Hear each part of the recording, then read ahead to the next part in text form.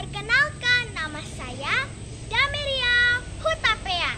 Di saat ini saya akan bercerita tentang sebuah kisah yang berasal dari Pulau Jawa.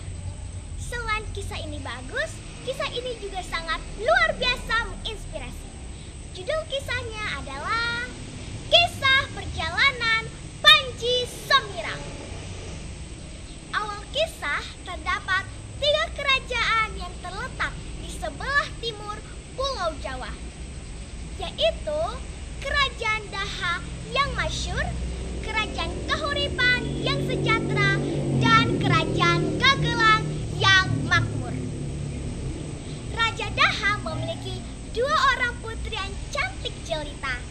Yang pertama, Putri Galuh Candrakirana yang anggun dan baik hati, dan Putri Galuh Ajeng yang selalu iri dan dengki pada siapapun. Sementara itu, Raja Kahuripan memiliki seorang putra yang tampan dan gagah, bernama Raden Inu Kertapati.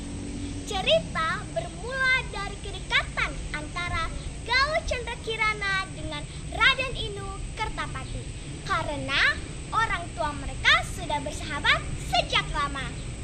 Tetapi di balik kedekatan antara mereka, Galuh Ajeng, adik dari Galuh Candrakirana, tidak menyukainya dan iri pada mereka. Hingga pada suatu saat, rasa iri dan dengki yang selama ini dipendam oleh Galuh Ajeng dalam hatinya tak bisa tertahankan lagi.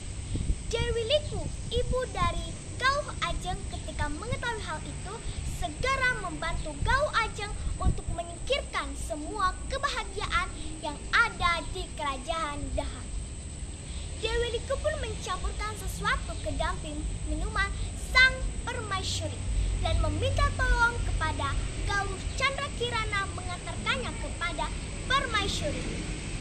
Ketika permaisuri meminum minuman itu, ia jatuh tak sadarkan diri dan langsung meninggal dunia.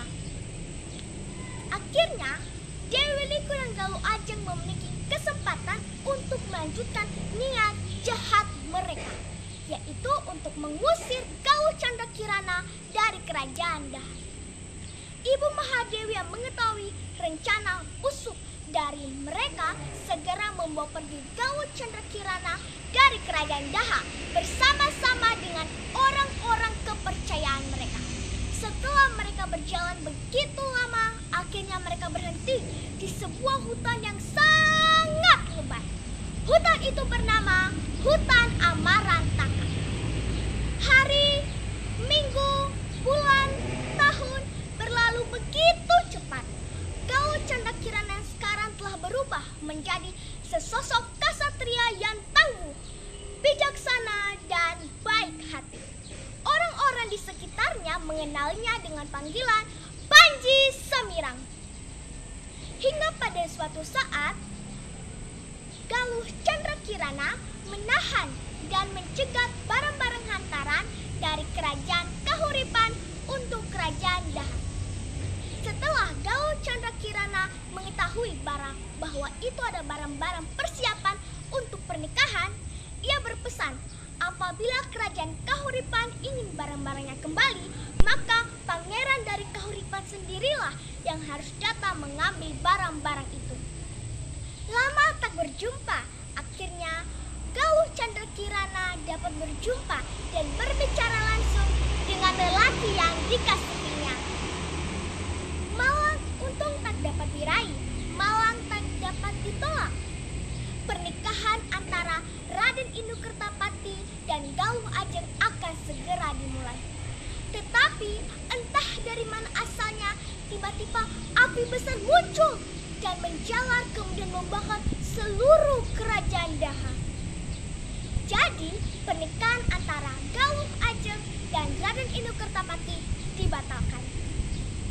Untuk menghilangkan rasa sedihnya, ketika Galuh Candrakirana mengira bahwa mereka telah melakukan pernikahan, ia segera pergi mengembara dari hutan Amarantaka bersama-sama dengan orang-orang kepercayaannya.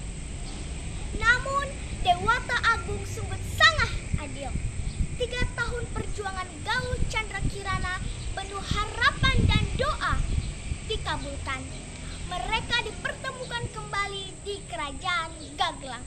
Saat itu ada acara penyambutan untuk Raden Inu Kertapati, dan Galuh Chandra Kirana sedang menyamar menjadi seorang pujangga yang tampil membacakan puisi yang berjudul Kisah Cinta Perjalanan Raden Inu Kertapati dengan Galuh Chandra Kirana. Setelah Raden Inu Kertapati sadar bahwa yang sedang membacakan puisi itu adalah Galuh Chandra Kirana, ia segera menghampirinya dan menjelaskan bahwa pernikahannya dengan Galuh Ajeng tidak pernah terjadi. Akhirnya mereka pun menikah dan hidup bahagia selamanya.